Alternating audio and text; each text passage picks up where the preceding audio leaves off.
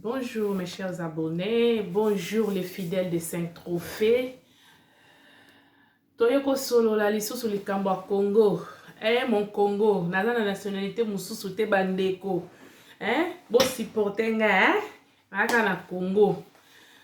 Mes chers abonnés, aujourd'hui nous allons parler d'un sujet compliqué, un sujet qui divise les Congolais, un sujet qui fait couler beaucoup d'encre, un sujet où ils ont ça là, trop de polémiques, jusqu'à ce que Moussoussou va perdre vie na bango. Nous allons parler d'un sujet qui est sensible pour les autres, qui est sensible pour les uns, mais nous devons parler. Bande Kobalandi, Tokolobela Lelo, la nationalité congolaise.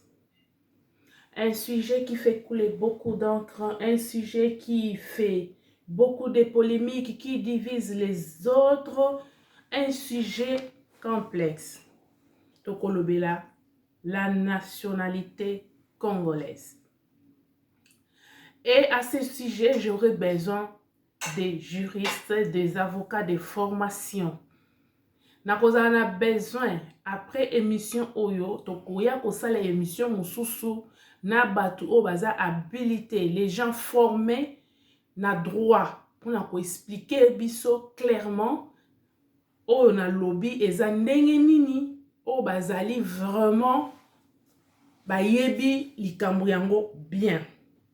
Mais lelo tokolobela ya ngo kaka, na ba terme simple et clair pour na ko expliquer ba ndeko na biso nyonso ba comprendre nationalité congolaise bazuwaka yango ndenge nini, nationalité congolaise ba perdaka yango ndenge nini, et soki pe aussi au perdaki nationalité congolaise, comment okoki ko recouvrer yango. Nde tokolobela yango mwandambu lelo. À ce sujet, j'aurais besoin d'un maître Aimé Toya. J'aurais besoin d'un maître Lionel Chibassou. J'aurais besoin d'un maître Chasti Kazadi Emmanuel. Nakozana besoin d'un maître Astrid Kanyeba. Et nakozana besoin d'un maître Désiré Kalengai.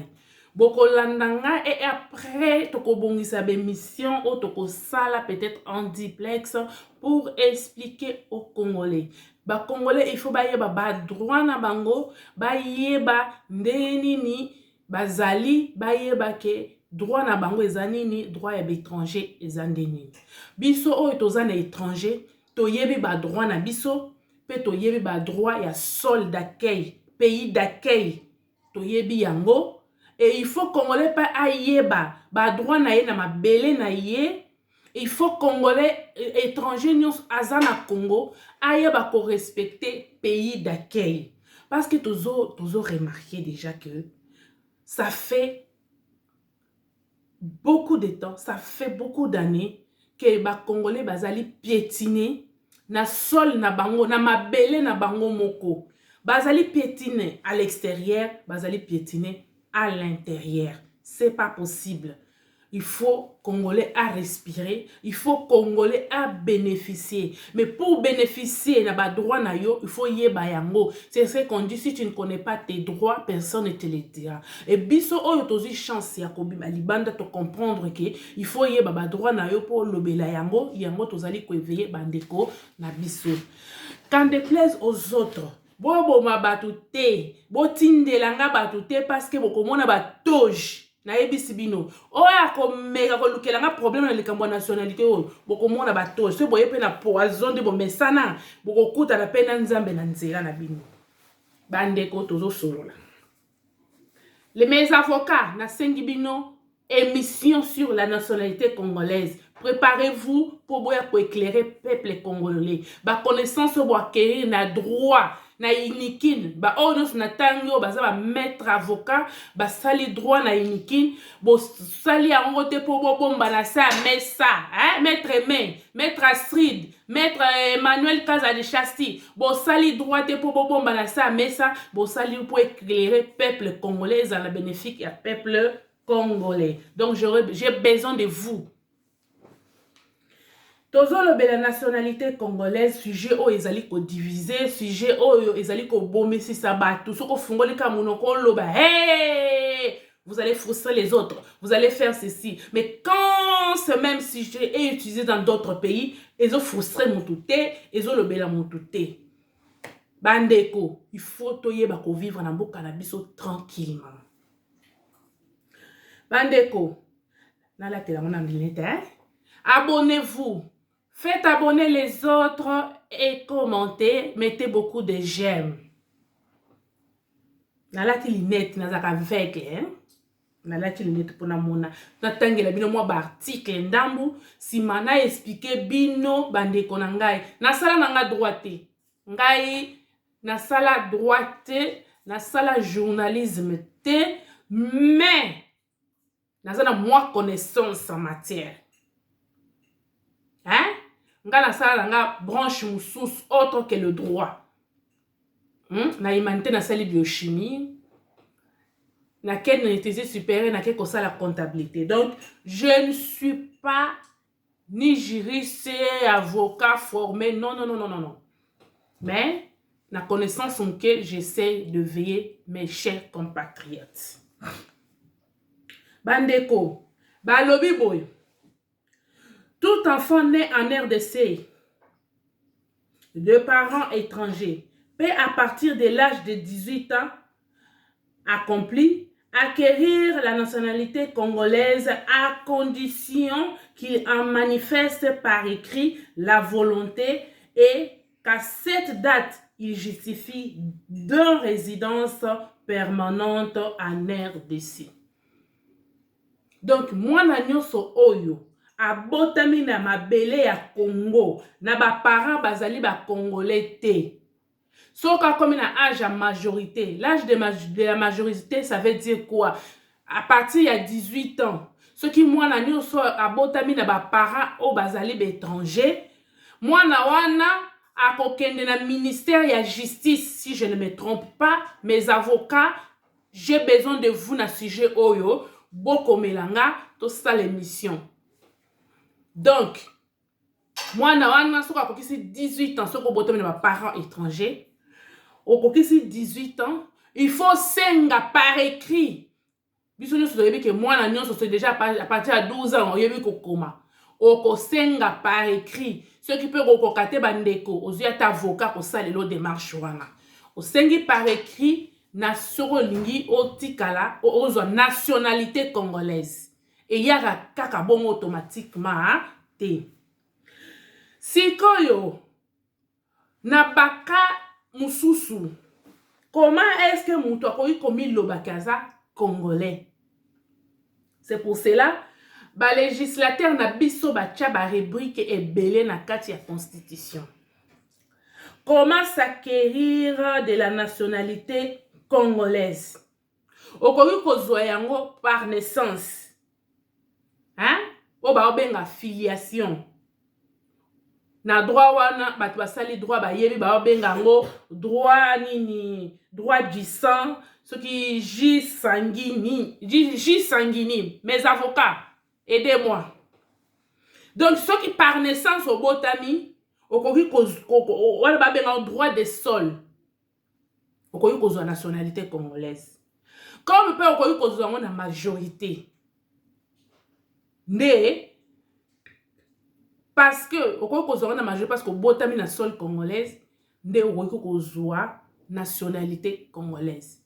Au par filiation, peut-être au botami na ba parents congolais de père et de mère,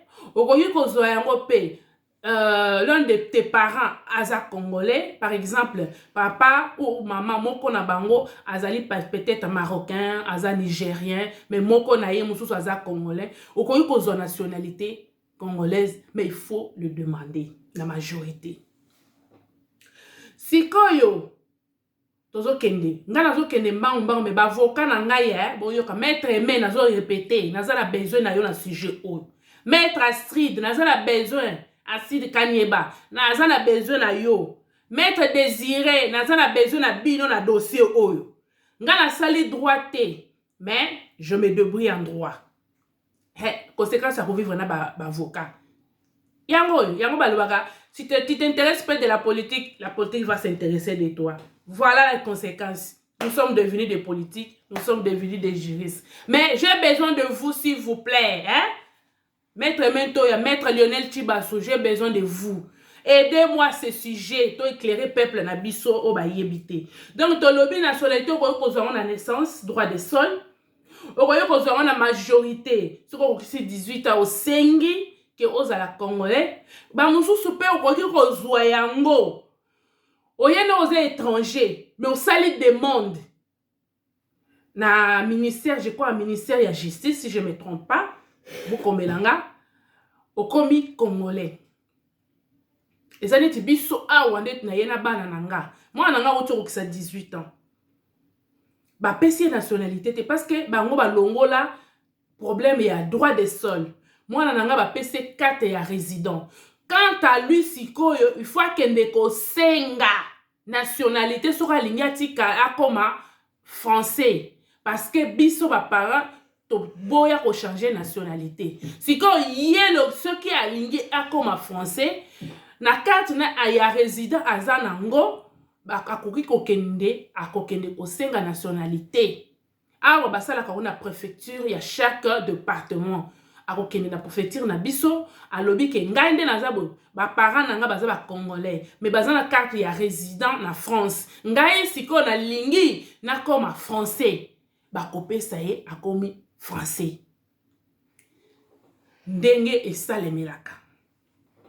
Sikoyo, comment perdre la nationalité congolaise? La nationalité congolaise va perdre Kango ndengeni.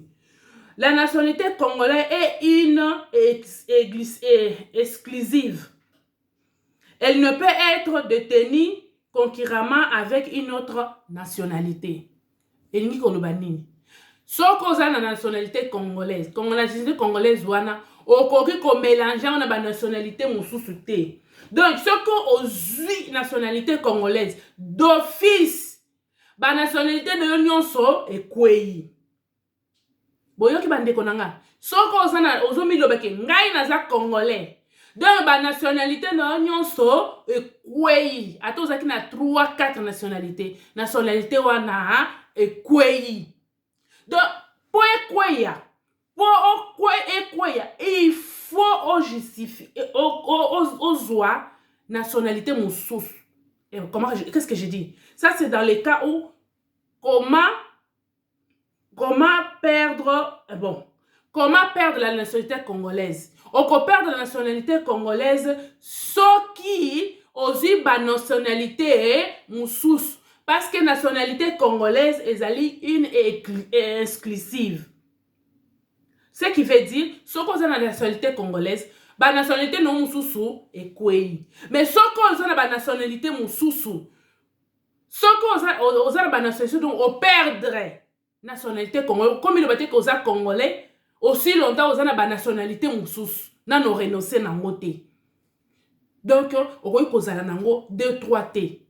Si on a la nationalité congolaise, on a quelqu'un de la nationalité congolaise. Si on a la nationalité moussoussou, on perd la nationalité congolaise. Automatiquement, on perd yango. Donc, batou o bazali comme oh moi je suis congolais. Mais on a la nationalité mi balé mi sat mine. Yeba que on perdre automatiquement nationalité na yowana parce que la nationalité mususu on perdre na monté. Na exemple simple, tant ba nomaka ministre oyo premier ministre nani Sami Badibanga na tango ya Jikaka. Tamba nomaki bato ba balobaki ote azana nationalité belge, azana nationalité areno saka na nationalité belge pour atika la kaka na nationalité congolaise. Okoki ko mélanger nationalité congolaise na ba nationalité mususu te. Donc bino bato bozo vivre na ba étranger. Boy yeba bien que ceux qui ont monnier qui azana ba étranger mususu azana nationalité marocaine, italien, azana nationalité algérien, tout ça yeba que azana congolais parce que compatibilité zali place wana. Ba lobby na nini na biso que nationalité congolaise est une exclusive. ekoki kozala mélanger na ba nationalité mususu te. Soit tu es congolais, soit tu ne l'es pas. Boyoki bandeko, so bozo vivre na bato arrive sako azana omoni azana ba nationalité belé ibaki aza congolais te parce que loi na biso et permettre te aux ala na nationalité congolais en même temps aux ala nationalité mususu. C'est là et qu'on expliquer que comment perdre la nationalité ou qu'on perdre la mode d'office. Maintenant, nakanisi boyoki. Maintenant, qui est congolais d'origine selon la Constitution? Au terme de l'article de la loi numéro 04024 du 12 novembre 2004, est congolais toute personne appartenant au groupe ethnique et nationalité dont le personne et territoire constituent ce qui est devenu le Congo RDC à l'indépendance. Ce qui veut dire, na lingala facile, na article, na loi oya 04024 bar 024 ya nini ya 12 novembre 2004. Oyo aza congolais ezali ba ethnie nyonso oyo ezalaki na indépendance. Tant tozwi indépendance ba ethnie wana ezaki na sol congolais. Soki o ba parents na yo bazalaki wana ba territoire na ba personne na bino ba ethnie surtout mingi ba ethnie o ezalaki à l'indépendance bozali ba congolais. Toza la difficulté mingi na est bazolo ba o ba nyamulenge. Mais il faut se poser des questions. Na colline wana bato bazalaki na tango indépendance de bako bakoyi komiloba baza ba congolais. Les avocats boya ko éclaircir les cambo pour article boya ko expliquer ngo. Hein? Qui est congolais d'origine selon la Constitution. Je répète, au terme de l'article de la loi 04, numéro 04, bar 024, du 12 novembre 2004, est congolais toute personne appartenant au groupe ethnique et nationalité dont le personne et territoire constitue ce qui est devenu. Donc, ensemble avec ethnie wana, où ils allaient constituer, où est commis République Nabiso à l'indépendance de Ezosala, Congo, depuis le 12 juillet 2021. On a des constitutions Nabiso. Les avocats, boya, boya éclaircir, peuple Nabiso, baye bakaba droit na bango. Et maintenant, ce qui moutou assis à perdre qui nationalité na ye. Et mususu azaki na problème ou bien à quel pays mususu assez par exemple ngai ce qui lelo dans une nationalité yamboko nga nazali et après na ligne na recouvrer ni nationalité congolaise, qu'est-ce que je dois faire? Il faut demander. Je dois faire la demande écrite. Je dois faire la demande écrite dans le ministère il y a justice. Et ceux qui répondent par écrit. Et par écrit, soit tu vas boya, soit tu vas kondi. Ceux qui il faut justifier refus na bango. Pour na li boyi na recouvrir nationalité congolaise nangai. Vous comprenez? Donc, likambo ya nationalité oyo totika kobomana. Ba pays nyonso basala otane te France bazaki liboso so kika kobote mais ata na aéroport ka okitisi makolo no boy ba boto ka mbala moko d'office oza français. Mais ba boya yango po ba moni comment iko tia bango en insécurité ba yeko tia ke mwana nyonso abotami sur le sol français so kokisi 12 ans ne ba akoki ko senga nationalité. Soko abotami na France, il faut zelati 12 ans pour la nationalité. Mais ce qu'on botami na France c'était au côté que na France moi na mukie au coli ba parents no bazali ba étranger. Il faut tant aux comme la majorité au lingi ko senga au KPE ko senga au salaire écrit. Est-ce que bozo yok mais ce que question tozo mituna ba étranger nyonso baza na sol congolais ba komi ba congolais ndenge nini? Est-ce que baza na ba critères au constitution na biso eloba? Est-ce que ba perda ki ba nationalité na bango? Est-ce que basala demande na Congo pour bazongisele bango nationalité? Il faut le prouver. Il ne suffit pas seulement de dire je suis congolais, mais il faut le prouver. Botika koboma batu, botika kolukele batu ba procès pour bazolobake des pères et des mères. Non, et lobamaka na ba pays nyonso. Biso o tozana ba étranger to bomaka ba kolombo kate pour ba lobi ke et moi je suis française de père et de mère. To bomela kango batu te. Et bino ba congolais de boza ba lâche parce que vous savez très bien que mutu oyo batu oyo biso tozali ko défendre bazali ba congolais te. Mais à cause ya mbongo, à cause ya babillet vert, au teki nationalité na yo. Et pas ya bato plus tard ekolukela bino ba problème. Ozano conscient que mutu nazo défendre azane congolais te. Azana ba nationalité ebele. Azali ni papa congolais, ni maman congolaise. Ni bana na ye baza ba congolais te baboya kozwa nationalité congolaise. Mais il s'est dit congolais par rapport à quoi? À sengi yango wapi qui nous prouve. Ba écrit nani apesa ye yango nationalité wana. Biso tuza kaka mutu akitika na aéroport ya Congo ya njili akomi congolais. Mezani mutu aye mukolo akomi congolais ndeni asengi yango wapi. Allez lobi aliya koma président de la République. Abandi koboma ba congolais o balingi ba rappeler te biso to mona ki yo tango yo yaki oza congolais te e komi ngambu. Et comme ngambu boboma biso bosilisa ba congolais pour lobi Congo ezala na ba étranger. Et nous les congolais tozolé ko favoriser bango. Consciemment oyebi ke muto azane congolais ti. Consciemment oyebi ke muto azana ba nationalité ebele. Consciemment oyebi ke muto atikala ko renoncer na ba nationalité mususu te.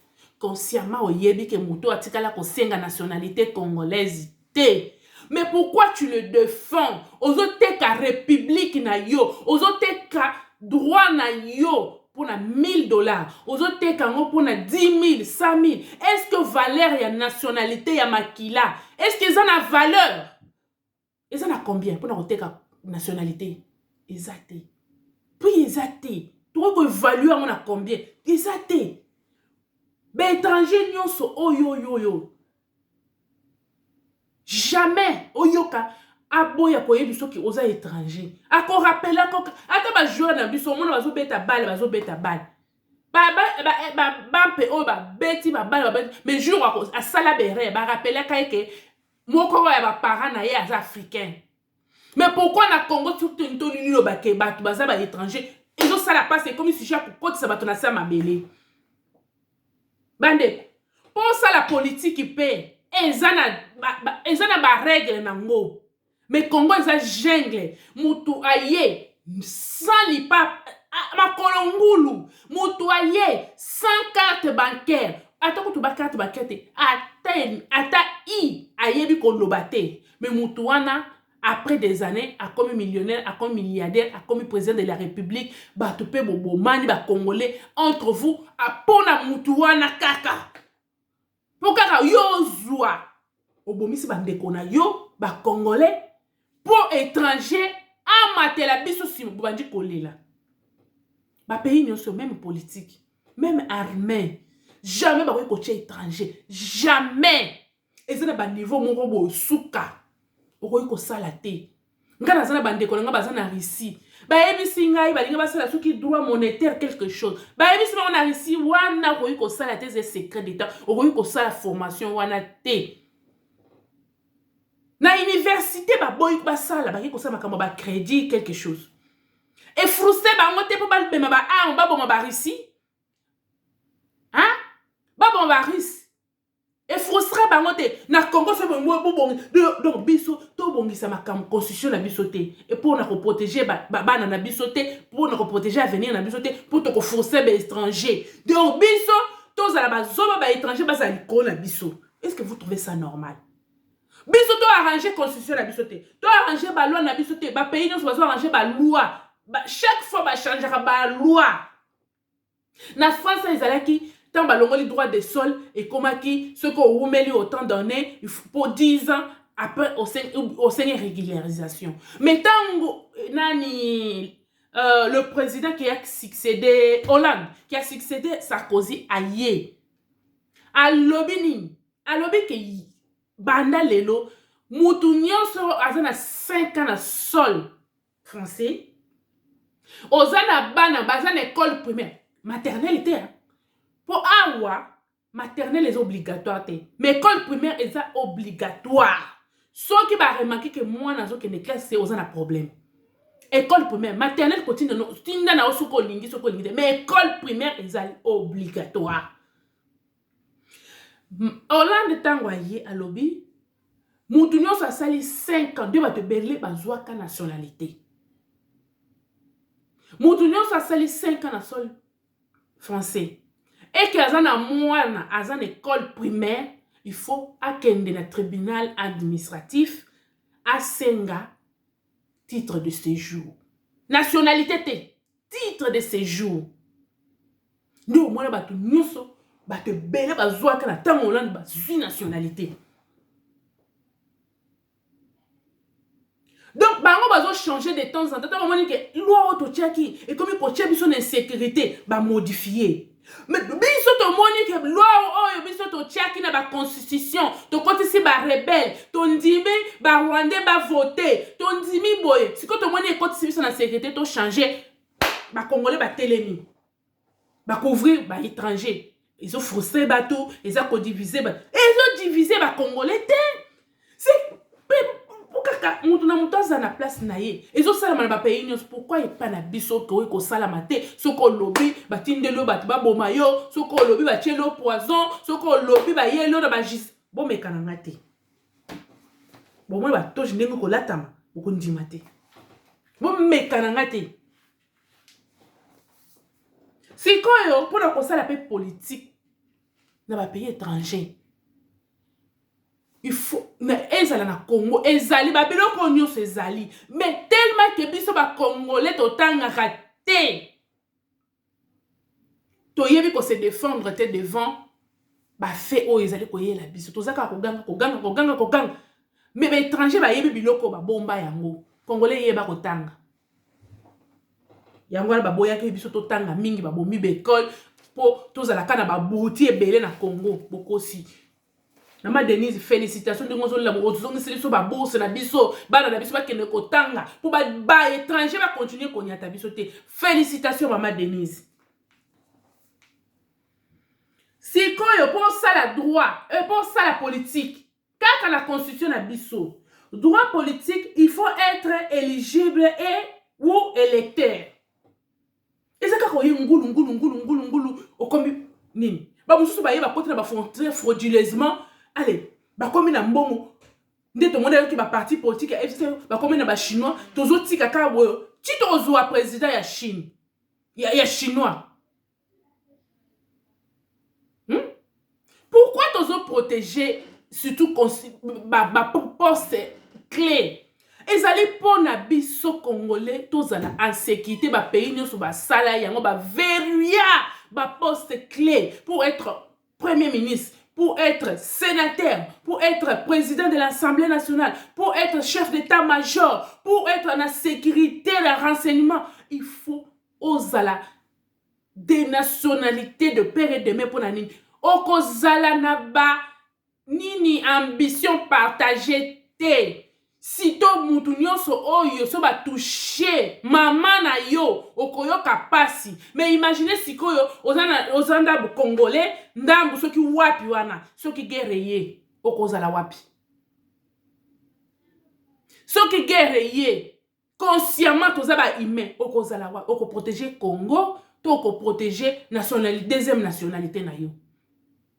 Tozala batuko boniko. Droit politique, il faut être éligible ou électeur. Ça veut dire, l'article 5 de Elobi Likambwana, il faut être éligible ou électeur. Il y a des conditions dans chaque chose, bandeko. Ngulu te. Congolais tout tika kozala le sentiment, il y a pour protéger les étrangers au détriment, il y a nation au détriment, il y a bandeko no ba congolais. Tala ndenge lequel est le problème. Tala ndenge si tu continuer kabo ndenge répéter la rabino to kozwa japonais président. Olingo accéder na poste ya présidence pourquoi? Tika la opérateur économique. Ba congolais pour des pères et des mères ba tata kala to yebaka ba otrafa ba fonchi ba nani ba mbe ba papa mbemba ba tikala kolinga ba koma président de la république te bango kutu e bango yo kaka oyebo to yebe sika yo uteli okoma président de la république nazoka ba tunzuso abeda sho président de la république wazo kabela ba tubilo mbongo ya ye ayaki na mbongo na azu yango na Congo siko lokola komi ko kabela bino ba miette akoma président de la république buzoba. L'article 5, balobi, il faut zala nini éligible ou électeur. Conditions ali. Na 11, pour exercer droit politique, il faut être congolais dans notre loi depuis Mobutu. Être président, il faut être zaïrois d'origine. Virgule. Pour être soukakana nini. Natanga Mobutu, hein? L'article 11 balbaki depuis mon bout pour être président pour être président il faut la zaïwa d'origine virgule c'est-à-dire des pères et des mères boniko na pays mususu tonyo kam na oya biso moko pe bobo makabiso siko biso kozala wapi bolukele biso tozala na mabele te hein. Et puis, au moins, l'avocat n'a pas la petite toge. Quelle honte! Qui peut défendre mon touana? Un étranger. Dans mon témoignage, je suis en train de faire bololé ou. Nationalité, senga kayango. N'a pas voir la nationalité, ils ont des conditions nango. Et préalable à respecter. Tout celui qui se dit congolais, il est congolais comment? Tu es congolais comment? Tout na bato baza pembeni na bino. Bato bozo défendre comme président de la République, bazo président de la République. Moutou oyo, azana 4 nationalités. So comme en Algérie, aza algérien. A comme en Maroc, aza marocain. A comme en Russie, a comme russe. A comme en Russie, a comme russe. A comme na France, aza français. Yo zana ba nationalité du monde nyonso. C'est quoi? Oh yaza congolais, a comme président na mboka na été. C'est quoi imaginer? Yo congolais on doit défendre étranger. Ce qu'on y na France on obi lelo na commune ko sala politique. Yo ka ko permettre yo. Ata na Brazzaville kaka wana o ko ko sala politique yo congolais. Ba ko permettre. Pourquoi nous devons permettre tout ça? Au nom des frustrations, tu as frustré bat, tu as frustré bat, tu as frustré bat. Bah pays on a besoin de frustrer bisoté. Un Congolais peut devenir homme politique à Congo Brazzaville, au Congo Brazzaville, même en Zambie, au comme homme politique, bah tiki yo. Au comme peut président, bah tiki yo. Au comme chef d'état-major, premier ministre, bah tiki yo. Soyons sérieux. C'est quoi ça comme histoire? Bandeko. Congolais toye bakoye kola. Et je dis merci na Félix Tshisekedi Tshilombo. Oyele biso gratuité de l'enseignement. Gratuité de l'enseignement et ko permettre bana na biso baye baba droit na bango. Biso tango to tangaka.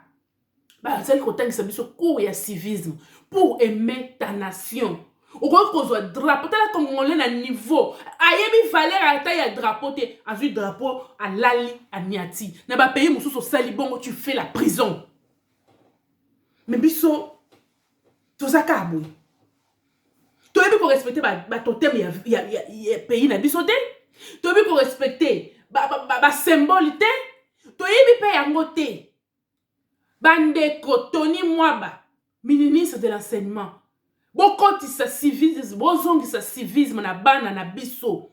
Depuis baza bana mike bayeba ko aimer Congo. Bayeba ke ailleurs il va kozala mieux que na Congo. balongola makalisio ke il faut toka tobima tokende Europe po tozala bien. Il faut aimer le Congo. Il faut aimer le Congo et aimer les Congolais. Civisme, il faut ezonga biso totanga ki yango datanga mobutu oyebi ko définir ba couleur nyonso ya drapeau ezo signifier nini. Oyebi ko respecter ba symbole ya mboka. Il faut ezonga. Na kuwa lingala pour congolais trop complexé. Ce ko azolo ba français nda moni ke aza mutu. Ce mutu azolo ba lingala moni nyama moni eloko mokote. Il faut eloko biso totanga lingala kuwa lingala na kati ya classe. Ba o bazaki na bintérêt na ba mouvement ba zotanga ba coup. Il faut moi bana ba bata 2-3 langues na biso. Ata zolo bango bien te mais haye bata ko yoka. Biloko ne faut zonga. Civisme faut zonga. Pour bana na biso, le ko bazongi si biso gratuité de l'enseignement, il faut bano bazotanga na école primaire. Ba yeba. Gratuité de l'enseignement ils ont obligatoire l'école primaire. Pour ba yeba bana na biso bazali awa on a ba étranger, ba yebi ba droit, ayebi ke so yo salinga bo na ko benga numéro te. L'école primaire. Bana nanga soko zi aussi ba droit mususu ya France bazo boya. Maman ce n'est pas comme ça. Il faut respecter le pays. Il faut aimer le pays. On a considéré bien ça pays nabi oui. Donc depuis moi nous les Congolais maîtresse tu n'es pas Congolais, tu es français. Depuis l'école primaire aux français, aux na France, même si aux la nationalité aux français, il faut aimer la France, il faut jamais trahir la nation. Biloko ni fozonga na mboka na biso. Boniko. Boba na koboma ka biso, boba na koboma ba Congolais, pour bazo défendre ma belé na bango. Mes avocats, j'ai besoin de vous. Pour éclaircir droit au botanye za bobomba ngote. Na pesi mbote na bandeko na nga nyonso. Ba Congolais. To linga Congo. To sunga Congo. To protéger Congo et les Congolais. Ensemble, nous sommes forts. Bazo fragiliser biso pour biso moko totiki laisser aller. Ezate pour na kozala raciste ou quelque chose. Non. C'est pour protéger la nation. Quand il faut protéger la nation, il faut payer le plus fort. Le prix doit être fort pour protéger la nation. Ba pays nyonso ba sala kayango, ba sali yango, ba kofite, ba sakaka ko exister. Na pesi bino mbote mingi bandeko nanga tomonani mbala sima. Ciao.